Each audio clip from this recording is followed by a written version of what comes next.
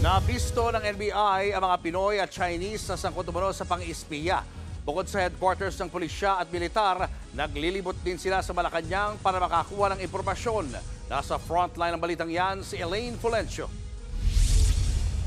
Hinarang ng mga ahente ng NBI Special Task Force at Cybercrime Division ng lalaki yan sa loob ng sasakyan sa Malate, Manila. Nakatanggap sila ng tip mula sa Intelligence Service ng Armed Forces na may mga sasakyang umiikot sa mga kampo para mangalap ng impormasyon.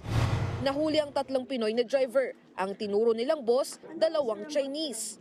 Nakuha rin mula sa kanilang mga sasakyan kung saan nakalagay ang mga equipment na ginagamit daw nila sa pang-espiya. Ito yung tinatawag na MC catcher. Ito yung ginagamit ng mga suspects sa tuwing nag-iikot sila sa mga public places. Kaya daw nitong humigop ng signal at makuha yung impormasyon ng gadget ng mga taong nasa lugar na yun. Umiikot sila sa mga installation natin, camps, mga government installation, at pagka nadikit sila doon sa lugar na yun, mahihigop nila kung anuman ang information. Base sa investigasyon, umiikot daw ang mga sospek sa mga kampo ng militar tulad ng Villamor Air Base, Camp Aguinaldo, Camp Crame, pati sa Malacanang at US Embassy. Delikado ito dahil ang mga datos na makukuha nila posibleng gamitin sa military targeting sa mahahalagang infrastruktura sa bansa.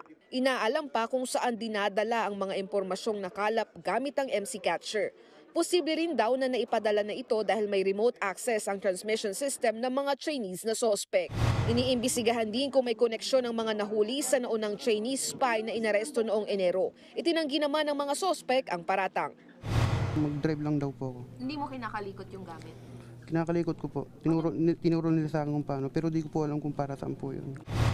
Maharap sila sa reklamong espionage at paglabag sa Cybercrime Prevention Act. Tiniyak naman ng Armed Forces of the Philippines na mas lalong paiigtingin ng kanilang intel operations at seguridad sa mga base militar. Nagbabalita mula sa frontline, Elaine Fulgencio, News 5. Mga kapatid, Julius Babaw po. Iba na ang may alam at may pakialam sa panahon ngayon. Para sa frontline ng mga balita, mag-follow at mag-subscribe sa social media pages ng News 5.